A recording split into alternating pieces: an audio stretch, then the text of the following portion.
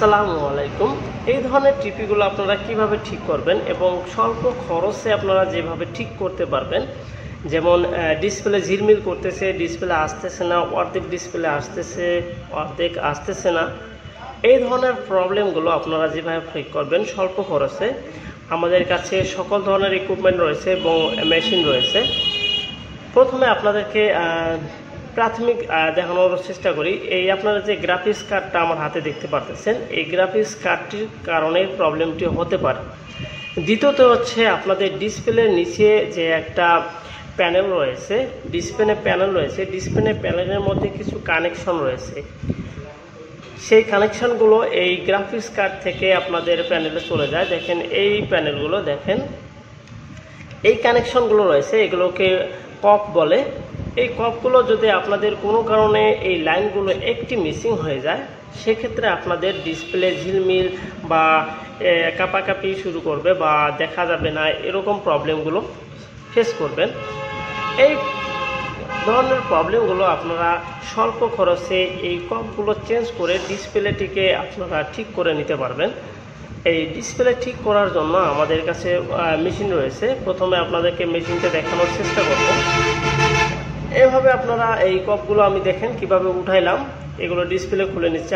আমার সামনে সে শুধু ডিসপ্লেটা নিয়েছি, আমি সবগুলো খুলে নিয়ে আমাদের এই মেশিনটির মাধ্যমে আমরা ঠিক করব এই ডিসপ্লেটি এবং শেষ পর্যন্ত আপনাদেরকে দেখানোর চেষ্টা করব যে আপনারা এই ডিসপ্লেটি কিভাবে ঠিক করবেন বা আপনাদেরকে সামনে আমরা পর্দা নিয়ে আসবো। প্রথমে কপ লাগানোর জন্য এটিকে পর্যাপ্ত পরিমাণ পরিষ্কার করে নিতে হবে। আমার এই সামনে ডিসপ্লেটি দেখেন,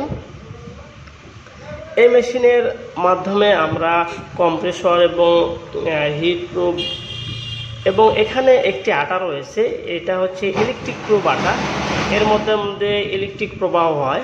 সেই আটাটি লাগিয়ে নিলাম। লাগিয়ে নেওয়ার পর দেখেন আমি এই মেশিনের মাধ্যমে একটু জুম করে আপনাদেরকে দেখানোর চেষ্টা করি, কারণ এটি লাইনগুলো জুম করে দেখানো দরকার। আমি মাইক্রোস্কোপটি সেট আপ করে নিচ্ছি। এখন স্ক্রিনে দেখেন, এই স্ক্রিনে দেখেন কতগুলো সাদা সাদা দাগ দেখা যাচ্ছে পৃথকভাবে।